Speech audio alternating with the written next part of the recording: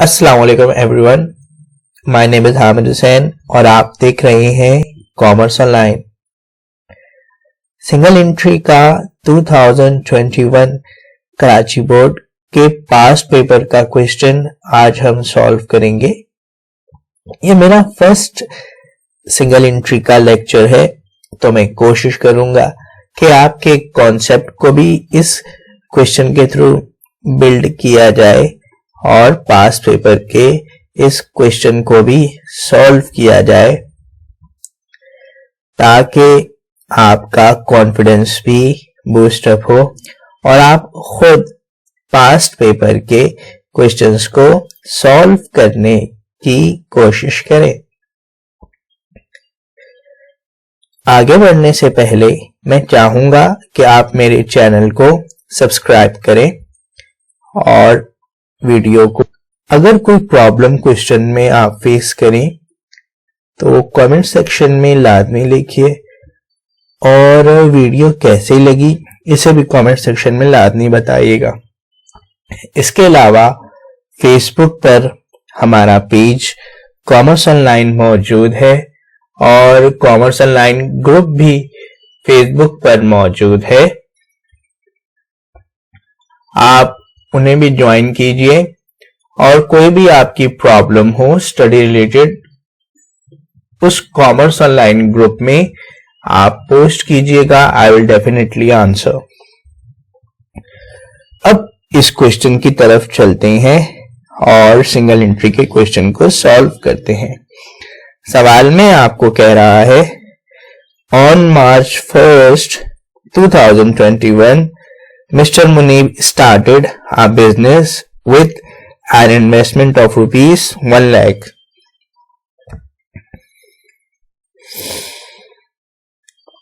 अब सवाल में सबसे पहली चीज जो हमने गौर करनी है वो ये कि यहाँ पर जब वो बिजनेस स्टार्ट कर रहा है उस वक्त डेट है मार्च की 1st, 2021 और वो इन्वेस्टमेंट कर रहा है 1 लाख रुपीस।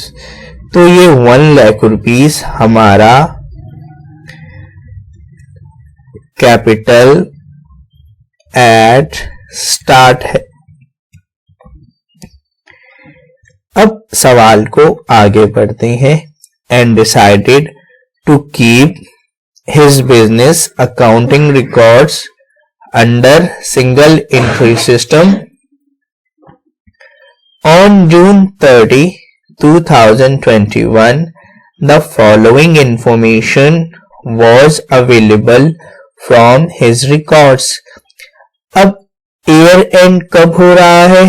जून 30, 2021 को।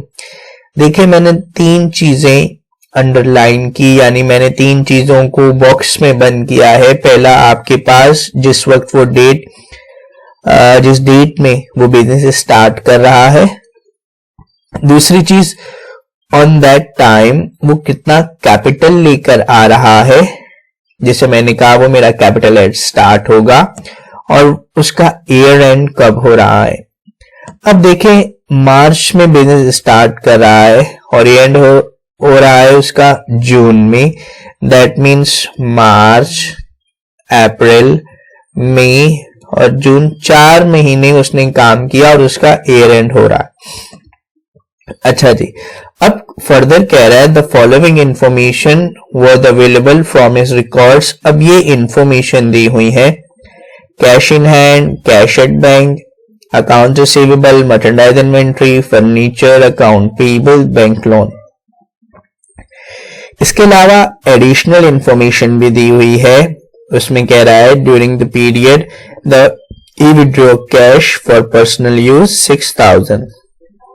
फिर कह रहा है additional investment 20,000। Depreciation was charge on furniture 12%। अब ये 12% एनुअल है, यानी पूरे साल की। Bad debts were estimated rupees 500. Rent was prepaid 6000. Accrued commission income rupees 7000. Requirement कह रहा है prepare statement of profit and loss for the period ended June 30, 2021. अच्छा जी, तो हम सबसे पहले ये देखेंगे कि हमने बनाना है statement of profit and loss. तो मैं हेडिंग देता हूं मिस्टर मुनीब, और हम क्या बना रहे हैं, statement of profit and loss. जब भी हम प्रॉफिट एंड लॉस स्टेटमेंट बनाते हैं या इनकम स्टेटमेंट बनाते हैं, हमारी हेडिंग होती है फॉर द ईयर एंडेड या फॉर द पीरियड एंडेड। अब हमारा पीरियड कब एंड हो रहा है, ईयर कब एंड हो रहा है, जून 30, 2021। आपको statement of profit and loss calculate करने के लिए सबसे पहले चाहिए कैपिटल एट एंड। हमें सवाल में कैपिटल एट स्टार्ट दिया हुआ है, कैपिटल एट एंड तो दिया ही नहीं है। तो चलिए अब सीखते हैं कि कैपिटल एट एंड किस तरह निकालते हैं। हम यहां पर लिखेंगे computation of capital eight and. आपने फर्स्ट ईयर में अकाउंटिंग पढ़ी है और अकाउंटिंग में कैपिटल निकालने का तरीका होता है कि हम तमाम एसेट्स में से लायबिलिटीज को माइनस कर देते हैं तो हमारे पास कैपिटल आ जाता है। यहां पर भी हम वही प्रोसीजर यूज करेंगे। हमारे पास सबसे पहले एसेट्स देखते हैं कौन कौन से हैं। मैंने कहा मेरे पास पहला जो एसेट है that is cash in hand. अब जो मेरे पास कैश इन हैंड मौजूद है वो है 39,000। इसके बाद कैश एट बैंक ये मौजूद है 24,000। देन अकाउंट रिसीवेबल जो मौजूद है वो है 7,000। मर्चेंडाइज इन्वेंट्री जो दी गई है वो है 20,000। फर्नीचर जो दिया गया है वो है 46,000। हमने इस डेटा को यूज करते हुए कैपिटल एट एंड निकालना है। एडिशनल इंफॉर्मेशन को अभी फिलहाल यूज नहीं करना। अच्छा जी, अब जब मैं इन तमाम को प्लस करूंगा तो मेरे पास आ जाएगा टोटल एसेट्स, और टोटल एसेट्स मेरे पास है 1,36,000। अब इसमें से मैं लेस करूंगा टोटल लायबिलिटीज। टोटल लायबिलिटीज के लिए मेरे पास अकाउंट पेबल लायबिलिटी है, बैंक लोन लायबिलिटी है। मैंने कहा अकाउंट पेबल वो हमारे पास है 12,000। बैंक लोन वो हमारे पास है 10,000। इनको मैंने प्लस कर दिया तो 22,000 रुपीस ये मेरे पास टोटल लायबिलिटीज आ गई। अब इसको इसमें से डिवाइड माइनस कर देंगे। तो 1,36,000 को जब मैं 22,000 से माइनस कर दूंगा तो मेरे पास आ जाएगा 1,14,000 और ये मेरा कैपिटल एट एंड है। अब आ जाते हैं अपने प्रॉफिट एंड लॉस स्टेटमेंट की तरफ। यहां बताया जा चुका है कि आपको कैपिटल एट एंड निकालना है, जिसे आपने कहा कि ये है 1,14,000। इसमें आपने ऐड कर देनी है ड्राइंग आपको कही ये जा रही है during the period he withdrew cash for personal use. जब भी पर्सनल यूज कहे इसका मतलब ये क्या है, ड्राइंग है। आपने कहा 6,000 ड्राइंग है, इनको प्लस कर दिया और यूं आपके पास 1,20,000 आ गया। अब इसमें से आपने लेस करना है capital at start. Capital at start सवाल में मैंने सबसे पहले ही आपको बता दिया, वो था 1,00,000 रुपीज। जब भी अकाउंटिंग में माइनस करते हैं तो हम ब्रैकेट का साइन यूज करते हैं। इसके बाद हमने माइनस कर देना है एडिशनल इन्वेस्टमेंट, और सवाल में एडिशनल इन्वेस्टमेंट 20,000 दी हुई है।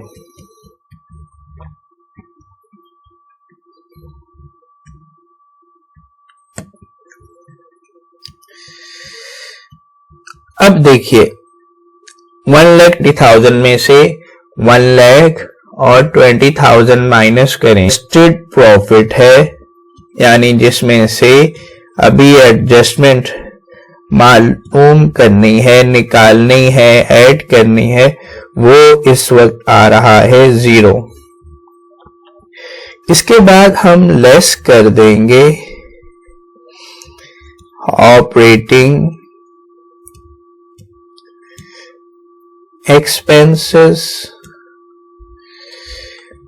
अब ऑपरेटिंग एक्सपेंस में सबसे पहले मेरे पास आता है depreciation was charge on furniture 12%, तो मैं यहां लिख दूंगा डेप्रिसिएशन एक्सपेंस। अच्छा जी, डेप्रिसिएशन एक्सपेंस आप देखें किस पे निकल रहा है, फर्नीचर के ऊपर। फर्नीचर आपके पास 46,000 का है, मैं इस पे 12% निकालूंगा। अच्छा, ये जो रेट है ना, ये पूरे साल का यानी एनुअल है। हमें तो निकालना है कितने महीने का, 4 महीने का डेप्रिसिएशन निकालना है, क्योंकि कारोबार को सिर्फ 4 महीने हुए हैं।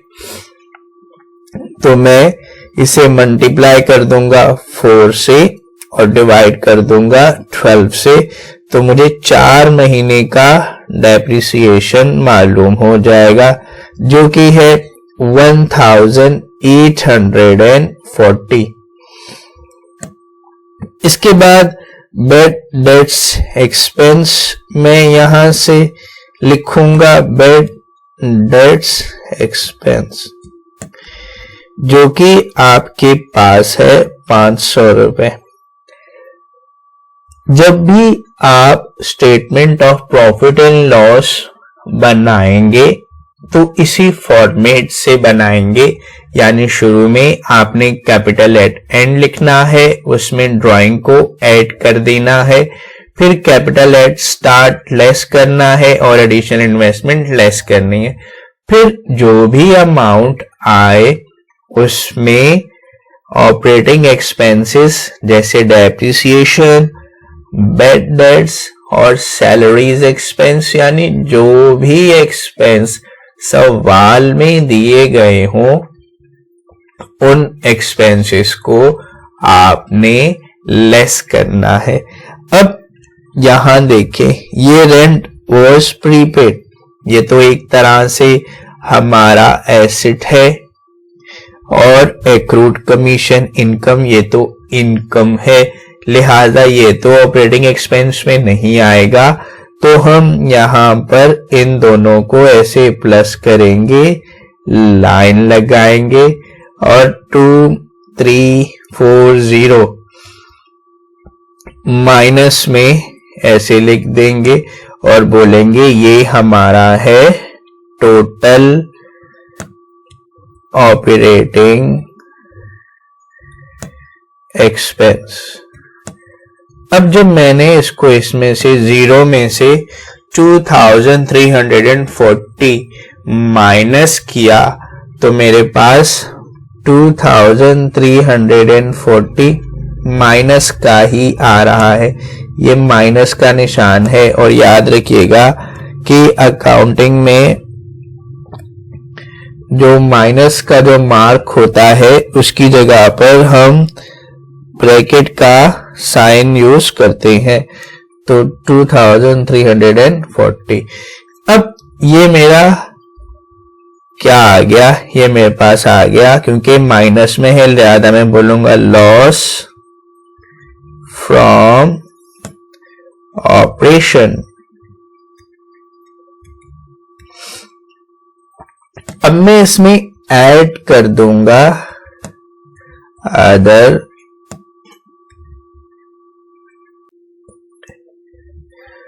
अब अदर इनकम में पहला मेरे पास है कमीशन इनकम।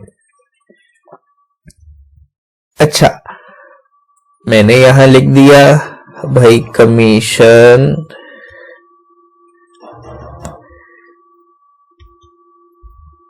इनकम, और कमीशन इनकम कितनी है 7000। अच्छा, याद रखिएगा कि आपने जो एक्रूड एक्सपेंस है और एक्सपेंस है, इसका मतलब लायबिलिटीज और एक्सपेंस माइनस करने हैं, इनकम और प्रीपेड ऐड करना है। अब आपने यहां पर जो प्रीपेड रेंट था वो भी क्या करना है, ऐड करना है। मैं फिर रिपीट करता हूं, ऑपरेटिंग एक्सपेंस में आपने एक्सपेंसेस और जो भी आपकी ऑपरेटिंग लायबिलिटीज है, मिसाल के तौर पर सैलरीज पेएबल, वो लेस करेंगे आप इसमें से, और जितने भी प्रीपेड है और इनकम है, अदर इनकम है, वो ऐड कर देंगे। तो अब मैंने यहां लिखा प्रीपेड रेंट, और प्रीपेड रेंट है मेरे पास 6000, दोनों को प्लस किया और ये मेरे पास 13000 आ गया। अब प्लस का 13000 माइनस का 2340, तो ये मेरे पास 10660 आ रहा है, और ये 10660 मेरा क्या है, एडजस्टेड नेट प्रॉफिट। और आज का हमारा सवाल खत्म हुआ। मैं उम्मीद करता हूं कि आपको मेरा आज का लेक्चर बहुत ही बेहतर तरीके से समझ में आया होगा। आप मेरे चैनल को लाजमी सब्सक्राइब कीजिएगा और बेल नोटिफिकेशन के आइकन को प्रेस करना ना भूलिएगा।